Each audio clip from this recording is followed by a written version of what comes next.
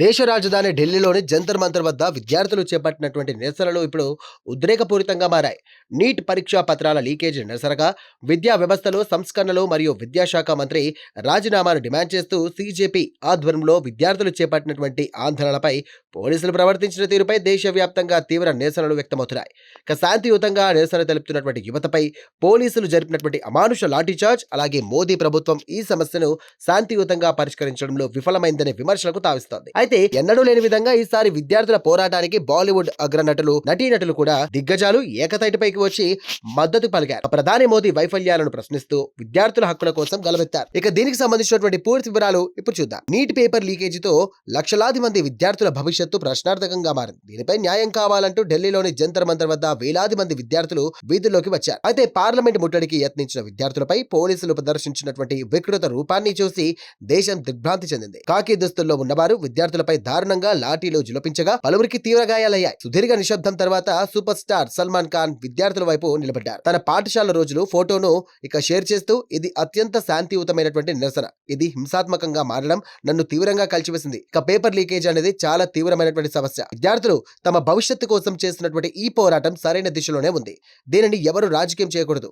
ఇది కేవలం విద్యా సంస్థ మాత్రమే అంటూ ఆయన స్పష్టం చేశారు. విద్య తదుపరి ట్రెండ్ కావాలని ఆయన ఆకాంక్షించారు. అగ్రనటి ఆర్య భట్ స్పందిస్తూ, తమ హక్కుల కోసం పోరాడుతున్న ప్రతి విద్యార్థి వెనుక ఒక కళ, ఒక కుటుంబపు ఆశయాలు ఉంటాయన్నారు.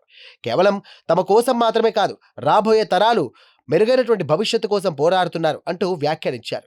పరిస్థితి ఎంత దారుణంగా ఉందో వివరిస్తూ పంచాయత్ ఫేమ్ నటుడు రఘుబీర్ యాదవ్ సోషల్ మీడియాలో కన్నీళ్లు పెట్టుకున్నారు. అమాయక పిల్లలపై పోలీసులు చూపించినటువంటి క్రూరత్వానికి ఈ విశ్వం క్షమించదంటూ కూడా వాపోయారు. దిగ్గజ నటుడు నజరుద్దీన్ షా మరింత ఘాటుగా స్పందించారు. ఒకవేళ ఈ దేశాన్ని ఒక అజ్ఞాని పాలిస్తే దేశమంతా తనలాగే అజ్ఞానులుగా మారాలని కోరుకుంటారు. అమెరికాలోని ఏసీఈ ఏజెంట్లను గుర్తు చేసేలా పోలీసులు పిల్లలపై క్రూరత్వం చూపించారు అంటూ మోదీ ప్రభుత్వాన్ని ఉద్దేశించి ఆయన విమర్శలు చేశారు. కేవలం సోషల్ మీడియాకే పరిమితం కాకుండా సీనియర్ నటి షబానా ఆజ్మీ, ప్రకాష్ రాజ్ ప్రత్యక్షంగా జంతర్ మంతర్ నిరసన ట్రక్కుపై కూర్చొని మద్దతు పలికారు. ముంబై నిరసనలో పాల్గొన్నటువంటి నటి అయేషా ఖాన్ ను పోలీసులు అదుపులోకి తీసుకోగా నటుడు షహబాన్ అజీంపై లాఠీచార్జ్ జరిగి చేయి వాచిపోయింది. నటుడు అనుపమ్ ఖేర్ విద్యార్థుల నిరసనను సమర్థిస్తూనే బయటి రాజకీయ పార్టీలు ఈ ఉద్యమాన్ని స్వార్థంగా వాడుకోకుండా జాగ్రత్త పడాలంటూ కూడా సూచించారు.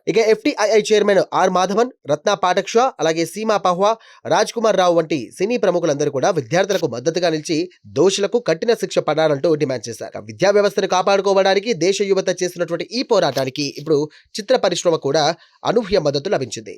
విద్యార్థుల గొంతును నొక్కడానికి ప్రయత్నించడం కంటే కేంద్ర సర్కార్ తక్షణమే స్పందించి విద్యాశాఖలో పారదర్శకత తీసుకొచ్చి నీట్ బాధితులకు న్యాయం చేయాలంటూ కూడా సర్వత్రా కోరుకుంటున్నారు.